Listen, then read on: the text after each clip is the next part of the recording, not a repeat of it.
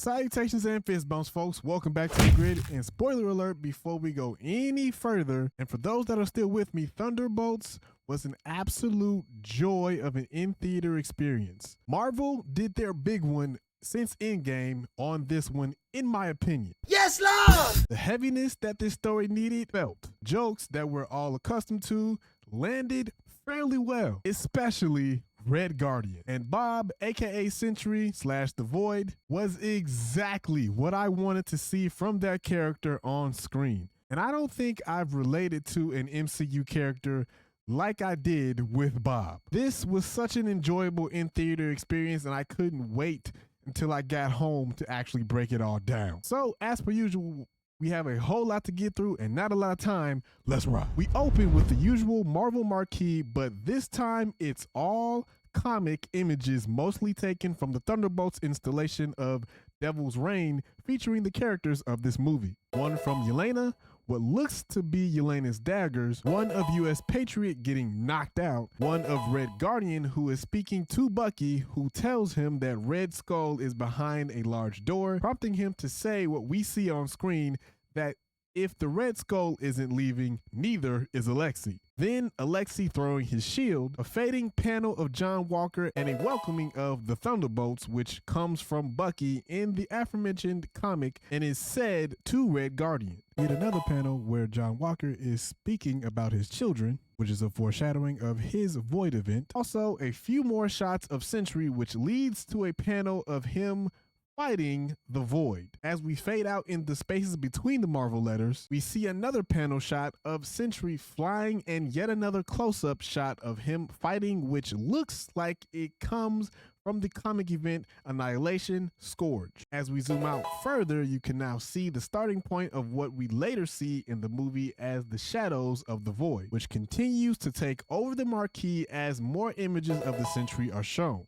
until finally the entire marquee is engulfed in the Void, which serves as a foreshadowing to what we get to experience of Sentry / The Void during the battle towards the end of the film. But this new look marquee puts me in the mindset that Marvel is subtly throwing hints at the audience or the community that this is a reboot of the Marvel Cinematic Universe. Because though this movie is pretty much one of the best in-theater experiences since Endgame, it feels more like the 2012 Avengers installation that we all know. The movie officially begins as expected with Yelena jumping off of a very, very tall building, which she then jumps in to a mission. As she takes the dive, we get a great shot of Manera Kula Lumpur, because of the beginning portion of this movie is shot on location in Malaysia, which, now that I say that, probably is why this feels so grounded, because it's similar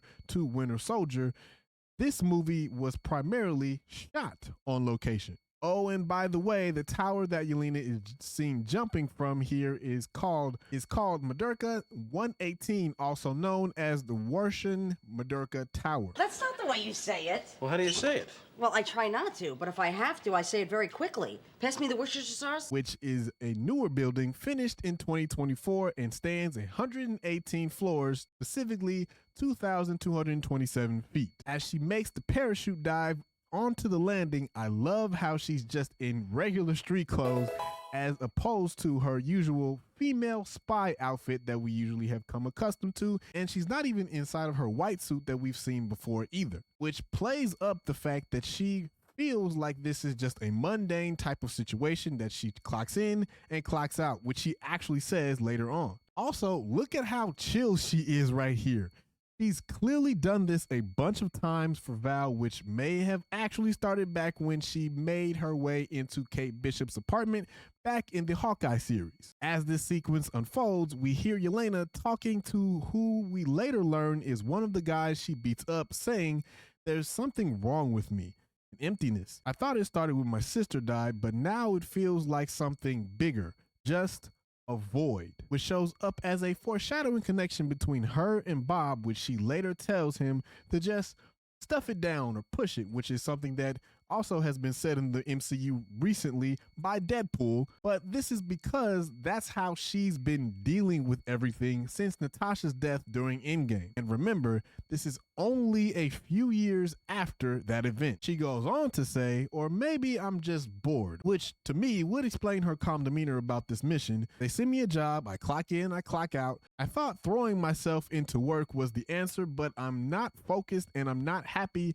and I'm without purpose. This is an interesting take and position for Yelena because until now, we've always seen her as the slightly misguided but funny sidekick who most certainly had purpose for what she was doing in the past, be that in the Red Room or otherwise, but now at least her nothing makes sense. As the conversation progresses to the facial recognition thingy, we meet a guinea pig who reminded me of the guinea pig from Dr. Dolittle.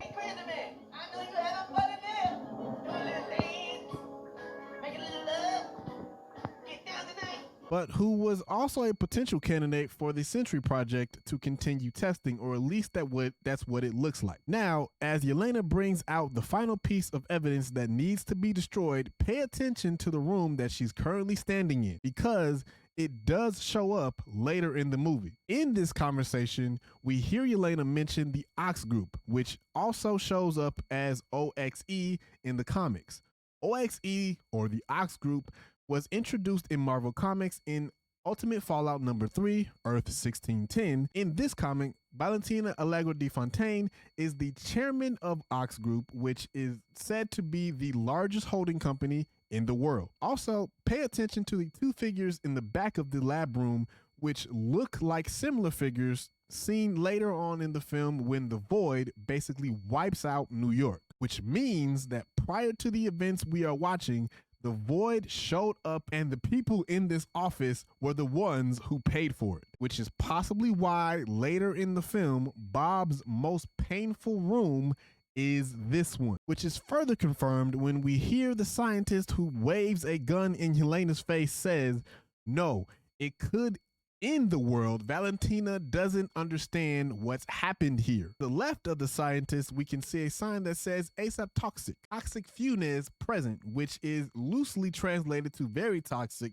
fumes present. At least in my opinion, you'd think that a scientist would understand not to fire a gun inside of this particular location, because assuming that, again, because of the sign, there are toxic fumes in this room, there are also flammable fumes in this room as well. But I guess since everything else is well established inside of this movie, we can let that slide. Anyway, a fight breaks out, and the scientist has Shaq from the free throw line aim. Random story time guy gets collateral damage. Oh my God! They killed Kenny! All while play-by-played by Yelena. Bang! Bang! Who is later seen talking to a handler of some sort who I believe is Mel. Since Val seems to be pretty much tied up dealing with an impeachment trial and all, then Bucky shows up at the Capitol building wearing a suit for the second or third time inside of the MCU, carrying packets that he never reads. Confirmed later at the fake dinner party and at his apartment. And he answers questions from the press much like another political figure that we all know. Saying a lot, but not making sense at all. And I find it pretty ironic that the most recognizable news outlet here is Channel 5, which in DC is Fox News. The impeachment committee convenes led by Wendell Pierce's character, Mr. Gray. That's not the way you say it. Who then asks for the official statement of Val's name, which is Valentina Allegra de Fontaine. I just hear that name and I shudder. Valentina Allegra de Fontaine. Do it again. Then in the opening statements, Mr. Gary reminds us that Val currently serves as the director of the CIA, which we last heard about during Secret Invasion, and confirms that OXE, Ox, whatever you want to call it, is potentially now the largest company in the 616 Earth MCU, since we don't have Oscorp. And Stark Industries has pretty much gone away since the ending of Endgame and the death of Tony Stark. He also mentions that Val has been attempting to create her own super person, though he doesn't mention super soldier in this event because that ship sailed during the events of Falcon and the Winter Soldier. Or at least we thought. Val grandstands about the Avengers not walking through that door, and the government has the responsibility to create a new program to which she is met with more resistance, and the impeachment must go on. We then meet Val and Mel back at their warehouse, where Mel informs that the loose ends are on fire because one of them blew up the lab, which was Yelena, and the new assignments sent out are later revealed as a suicide mission, which I kinda guessed was the case in my trailer breakdown in this video. But everyone has responded except for Yelena. Then in the next shot, we hear Alexei and see some artifacts of his Red Guardian ship, a bear dressed in a replica of his suit, a video of him being honored, a poster of him in his suit, and vodka, which also shows up later and is a staple for his character because in the Devil's Reign comics, he's seen with that as well. When we get the wide shot of Yelena at the door, notice the two limos. One of them is for parties, I guess, and the other is for important clients since Alexei stays in Baltimore, which is confirmed by the row houses. Baltimore, having big fun. And as he opens the door, we can see another poster of Alexei and more medals. During this moment between Alexei and Yelena, we find out that they haven't seen each other for at least a year, and things are a bit tense. It is here we also find out that the name of the group is going to come from Yelena's soccer team. In the comics, the team gets their name from two possible places. One explanation comes from a 17th century poet, and the other directly from Baron Zemo, aka Citizen V. Also pictured are photos of Yelena and Natasha, and possibly Yelena riding a horse. Then, after Yelena leaves and asks for her close-up, we're taken to what is supposed to be her final mission. And by final, that has two different sides to it. One, because Val never expected her to come out of it, and Yelena specifically thought that this was the last thing that she was going to be doing for Val, and then go off and do something else, possibly more heroic. But we get our first glimpse of Ghost phasing into the mission area, which then leads us to schematics for the Sentry project that uncovers a potential due date that looks to be dated for 78. And if that is the case, that means that this project has been going on for quite some time, and it's possible that Bob is the only successful case. This also depicts different logos for the Sentry, something to the effect of a creative player builder, which is pretty much what Val was trying to actually create or do. And then at the end, we get more references to the Void, again showing that this has happened before, but no one except the doctors in the lab from earlier have seen it enough to explain it, or lived through it enough to explain it. The fight between anti-heroes breaks out. Taskmaster gets the Chris Brown from Stomp the Yard treatment, and the crew finds out that they were actually literally in a furnace. As they fight though, notice how Taskmaster only mimics John Walker's movements with the shield, specifically calling out here how she bounces it before blocking. Also notice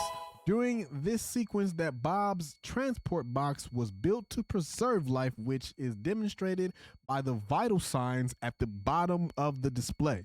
We then head back to our nation's capital for Val's big party, which is thrown to show she's a good person, but in reality, if this were 2012, she'd be holding the scepter that is currently standing inside of a box or a glass box at the moment, because in my opinion, she's the Loki of this story. Inside of the party, we see banners paying tribute to Avengers, including Iron Man, Hulk, Steve Rogers, and Iron Patriot. And the Avengers A from Avengers Tower, which we also find out later is the new hideout for Val since her office was now closed down, is standing in the middle of this room. In the conversation between Mel and Bucky had under the A, Bucky mentions that he had no choice in who he worked for. And what he means by that is that he had to work or was made to work for Hydra as the Winter Soldier. Back in the furnace, Ghost attempts to leave the cleanup crew, but is met with a sonic barrier that cripples her powers.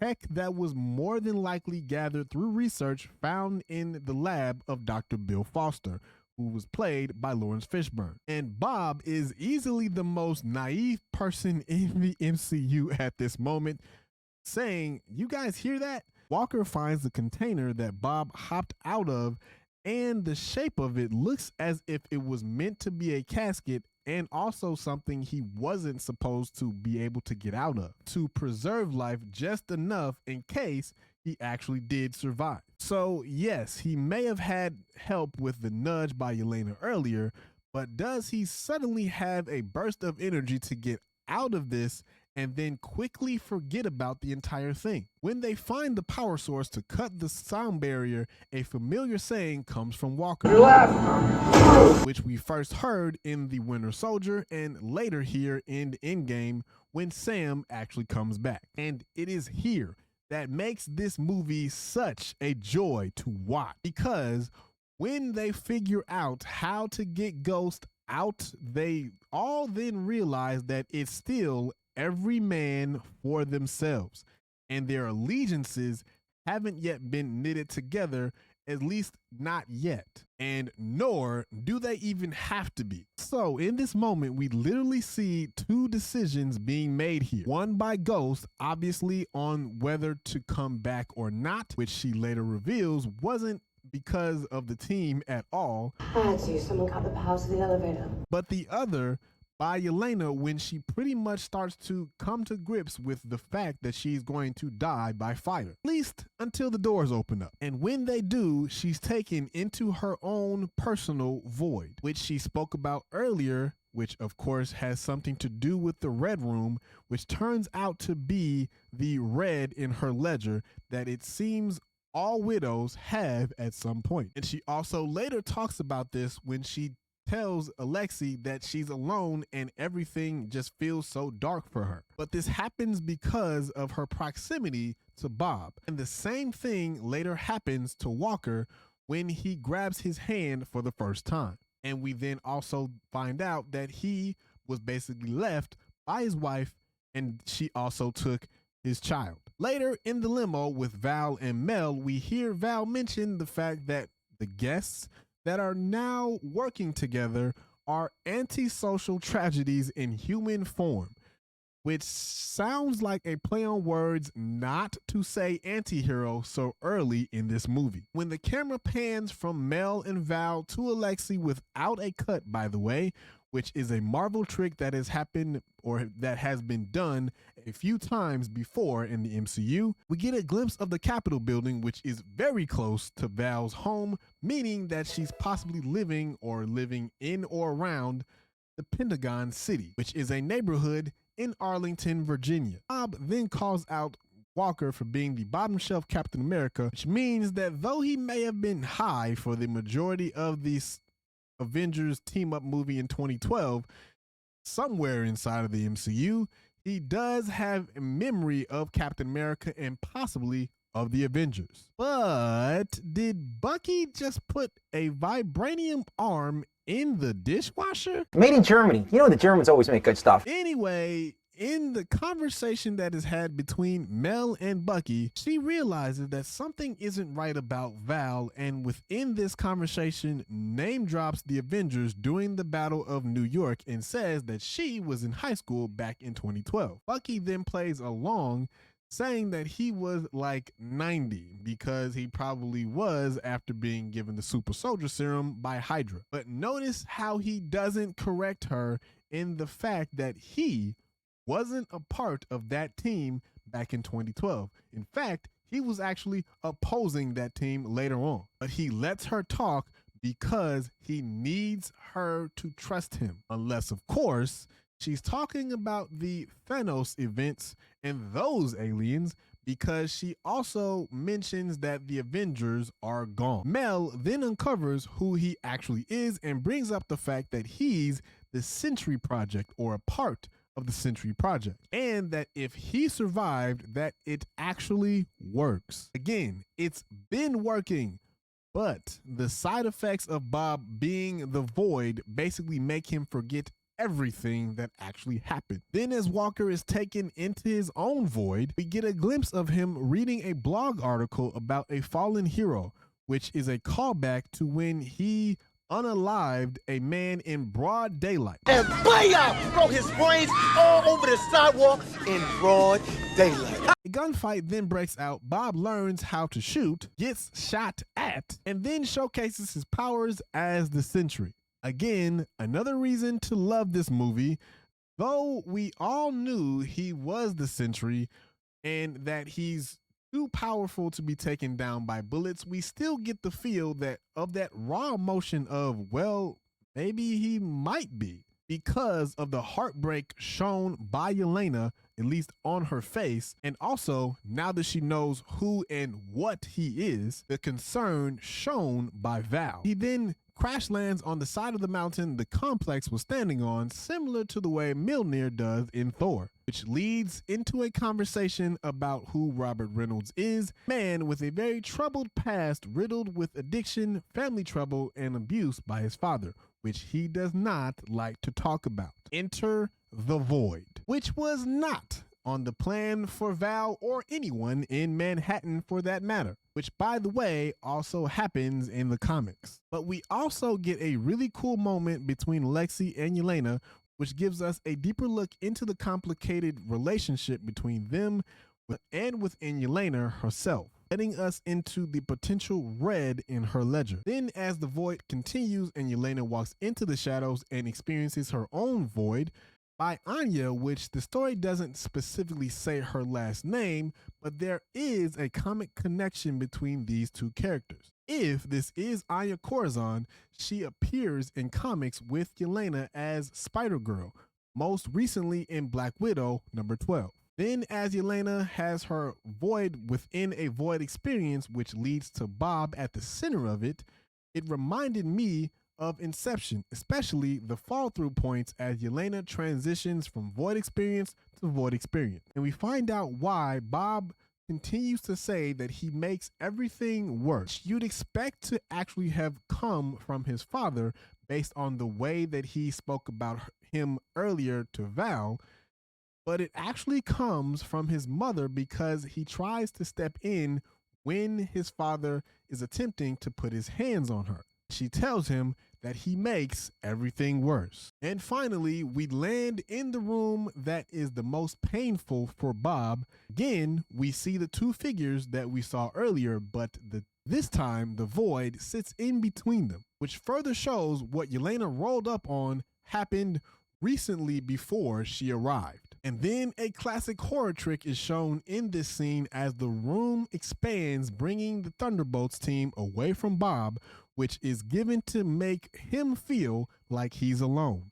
Yelena later breaks through that barrier to remind him that she's been there and doesn't plan on leaving, along with the entire team, which saves him from becoming completely overtaken by the Void, specifically because, again, he has always felt like he was alone. Trying to beat this thing up on his own would only make things even worse for him and everyone around him. And that brings everyone outside of the Void and back into Manhattan, similar to a different event which happened on a grander scale, and I'm specifically talking about Endgame, or the returning of everybody from the snap, which leads to the announcement of the new Avengers, which is what the asterisk on the Thunderbolts actually meant the whole time. So that's pretty much everything that I saw in this movie.